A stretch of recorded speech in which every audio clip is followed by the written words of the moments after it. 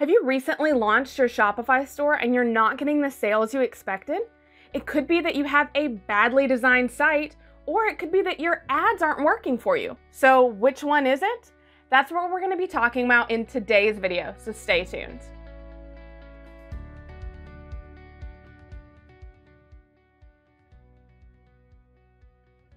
If you're new here, my name is Elle McCann, and I've been a Shopify expert for over 6 years now. Now, if you have been a subscriber to this channel for a while, thank you so much for all of your love and support, and you've probably come to realize that I love the colors blue and green.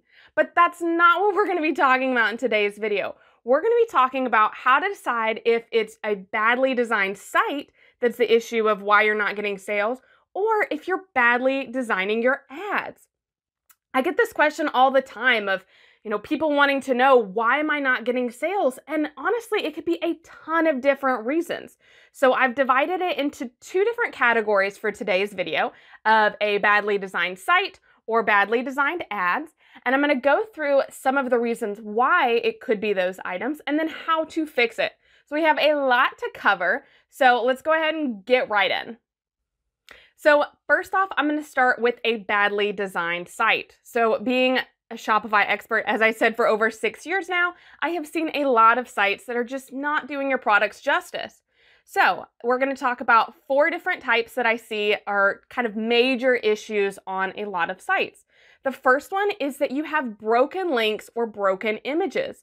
So many times, if you go to someone's site, and I get emails to check people's sites out, I'll go and look, and a link won't be working, or the logo's not showing up, or product images aren't showing up. What you need to do before you actually launch your site, and especially before you run ads, is you need to actually go through and kind of do an audit of your site. Click on every link, make sure every link works, make sure all of your images are showing up correctly, and especially check it out on mobile devices. Now, a lot of Shopify themes actually are really nice and responsive, so that means that they look great on mobile and tablet devices. But sometimes they don't, or you start messing with it and adding different images, and it just doesn't look as good. So make sure before you push to make it go live that you actually go through the checkout process of your site, click on every single link, and make sure that everything is working correctly. The second big no-no that I see of why your site is badly designed is just, it's confusing.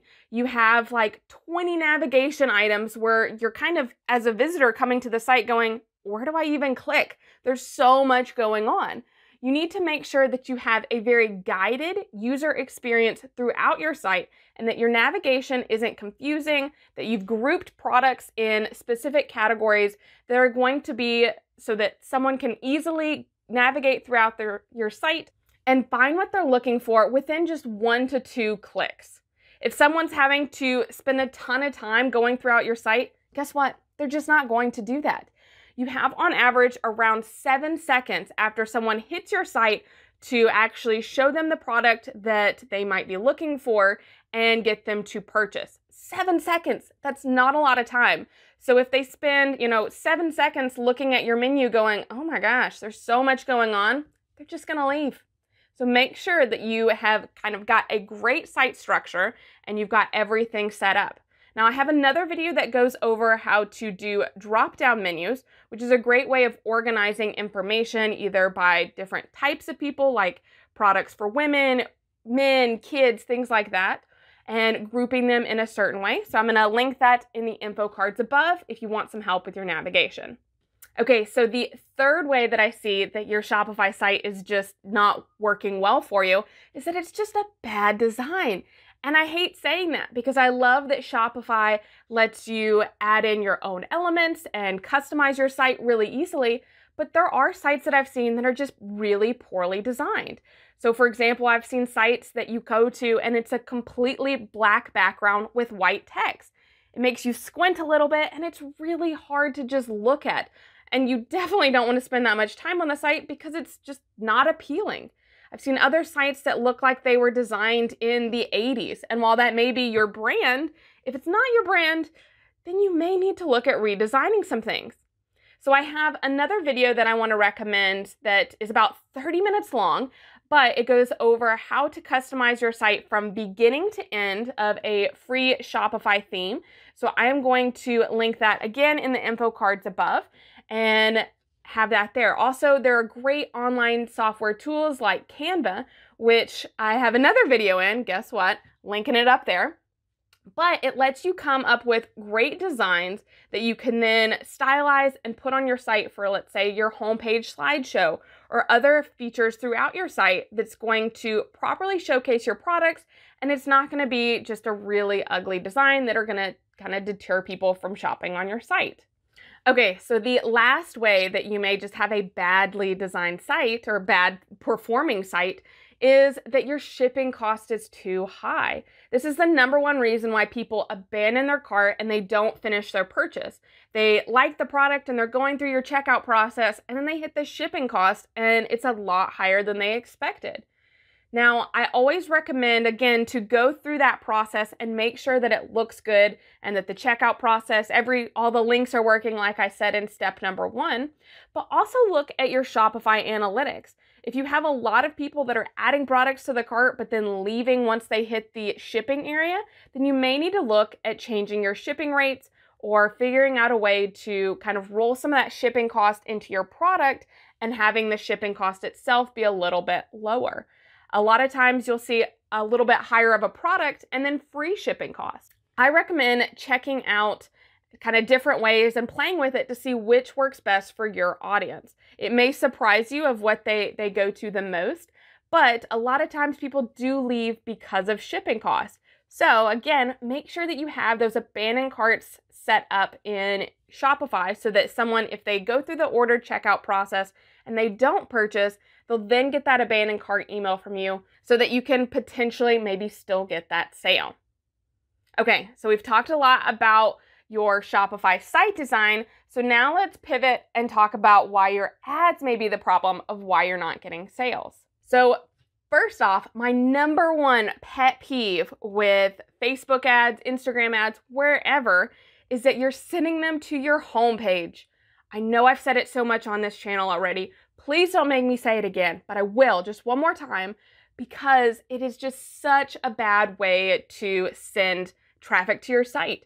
You're actually paying money to get someone to go to your site, and then you're dropping them off at your homepage, which typically features a lot of different products, and people are kind of confused of where they should go next. If you're advertising a specific product, you should take them to that product page. So the link in your ad should go directly to that product page, and you should be highlighting the benefits on that individual product page so that they can quickly add it to their cart. If you're showcasing a variety of products, then I recommend doing one ad for a specific collection of products and then leading them to that collection page. Don't send them to your homepage because they're going to get lost and they're going to leave. Again, remember, you only have 7 seconds. So make sure that if you're sending someone to your site and you're paying for it, that you're going to send them to somewhere where they're a lot more likely to convert than your homepage. Okay, so my second tip involves the product page itself, and it's that your description just is not very good, either on the product page or on the ad itself.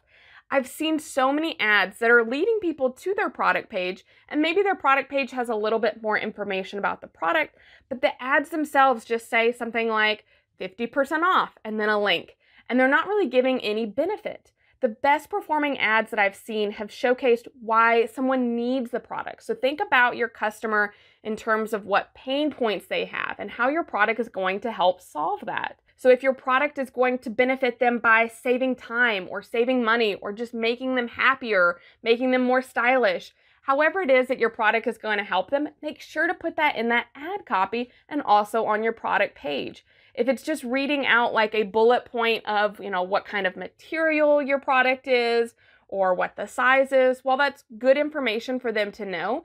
People aren't going to buy it because it's a certain material over another. They're going to buy it because of how it's either going to solve a problem or how it's going to make them feel. So make sure that you're thinking about your ideal customer when you're writing out your copy for your ads and for your website.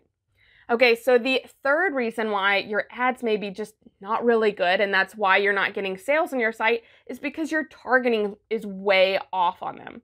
So we've gone through targeting in other videos as well, But the issue with that is that you're either setting really, really broad, for example, Facebook targeting, where you're just having an audience that's humongous and you're not getting really specific. So you can narrow that down and narrow your audience down more and more so it gets more specific. You can also target different pages. So if you have an audience that is similar to a competitor's, you could actually target their audience and serve your ads to them, as well as just targeting other pages that are more community style pages of people that like dogs are all fans of this page. Again, think through who your audience is. If your product is for dogs, don't just target people who have an interest in dogs. You could target specific pages. So again, you could target Petco or BarkBox or different dog charities or nonprofits like the ASPCA. People that are really dedicated and love their animals are more likely to actually be shopping at different places like this and be on one of their Facebook pages. So that way you're not just targeting someone who has a dog, but you're targeting that dog mom or that dog dad who's fiercely devoted to their dog. They love to buy products for them, and that's why they're on those certain pages. If you've noticed, I talk about dogs a lot on this channel, and that's because I am a big time dog mom. I have 3 huge dogs and they are absolutely everything to me. And so I'm one of those people that is going to drop some serious coin on my dogs. I actually spend more money on them than I do myself. And that's just because of, my love for animals. So make sure that you're targeting people that are not just your casual kind of buyers, but are people that are fiercely devoted to whatever it is that your product or niche is, and you're a lot more likely to convert them into paying customers. Okay, and my last step for why your ads may not be working for your site is that you're not properly using retargeting ads. So retargeting ads is sending an ad to someone who has already visited a specific page of your site but hasn't checked out. So this is kind of similar to where abandoned carts are sending emails. You can actually serve up an ad to them of your product or just kind of mention you again and showcase that product so they may be more likely to come back and purchase. So when you're sending out an ad to more of an interest group, so you're targeting people based on their love of dogs, for example, that's what's called a cold audience because they don't know about you yet. So you're having to kind of get them used to you. You're trying to build that know, like, and trust factor. If they've already come to your site, if they've already looked at your product, then they're a lot more likely to purchase from you, and this is what's called a warm audience. So by setting up retargeting ads and just spending, $1 to $3 a day, depending on your current site traffic, to show those ads again to people that have already seen them, interacted with the ads, or gone to your site is a great way to increase the likelihood that someone's going to purchase from your ad without having to spend a ton of extra money. So make sure that you're using retargeting ads in your overall paid advertising strategy. Now, I'm not going to go into specifically how to set up ads in this video, but if you're interested, we do have a guide called the Traffic Blueprint Guide, which you can check out at the link below, which is curiousthemes.com/traffic. And we'll go through there of how to actually set up different ads for Facebook and Pinterest, and you can follow us step by step. So I would love to know what you thought. Is this video helpful for you? What do you think it is after hearing everything? Do you think the problem may be your website or your ads, or maybe a mix of both? I would love to know, so make sure to comment below and let us know so we can help you start getting those sales on your Shopify store. If you haven't yet, also make sure to subscribe to be the first to be notified whenever we put out new videos all about Shopify and how to grow your online store.